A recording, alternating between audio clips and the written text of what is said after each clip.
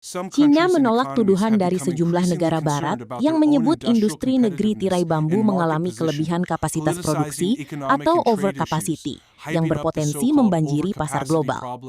Pemerintah China menilai tudingan tersebut tidak berdasar dan menyebut isu overcapacity digunakan sebagai alasan untuk mendorong kebijakan proteksionisme perdagangan oleh negara-negara tertentu.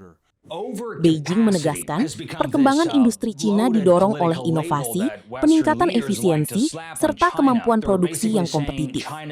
Di sisi lain, sejumlah negara barat tetap menyoroti dampak ekspansi industri China terhadap persaingan global, khususnya di sektor manufaktur, kendaraan listrik, dan teknologi energi baru.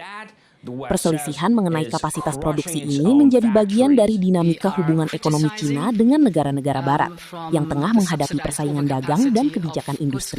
To a lack of market access of our companies at the Chinese market, the unfair competition because of the subsidies that we do not want to see anymore on our market, and other elements. I mean, China is included in this structural excess capacity, Section 301. The reality is it's a more complex investigation, and we have to make sure that we are hitting our milestones. And we're seeing emerging risks in new sectors. Specifically, direct and indirect government support is currently leading to production capacity that significantly exceeds China's domestic demand. One of China's main arguments is pretty straightforward. Since when did producing more than you consume become a bad thing? France makes far more wine than the French could ever drink, so it exports the surplus. Is there anything wrong with that? In fact, isn't that the whole idea behind international trade? You sell the surplus and make money in the process. And as China's statement pointedly suggests, Western capitals don't seem to complain about overcapacity when Western products are the ones dominating global markets. If protectionist measures are adopted, illegal industrial policies are introduced, and competition is restricted in a beggar-thy-neighbor manner, then the global economic and trade order will be disrupted. Now let's take a quick pause and rewind to the early 2000s. The Soviet Union is gone, the US has bombed Yugoslavia, and the West feels unstoppable.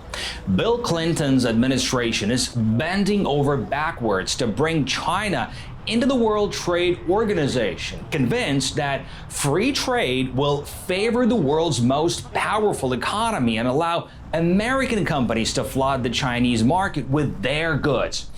Here's how then U.S. Treasury Secretary Lawrence Summers described it to Congress. By supporting China's decision to sign this agreement and enter the WTO, we can also support the establishment of a rules-based framework for continued economic reform in China that can support faster growth in productivity and wages in China and thus higher demand for our products in the future. China opens its markets to an unprecedented degree, while in return the United States simply maintains its current market access policies. In other words, we change nothing and you, China, open your market to our products. That was the plan in the early 2000s. Now, look where we are today. China is the one flooding Western markets with cheaper, more competitive goods, while the US and the EU slap tariffs on them left and right, using claims of excessive production, subsidies, and unfair competition as an excuse. It's called fair trade.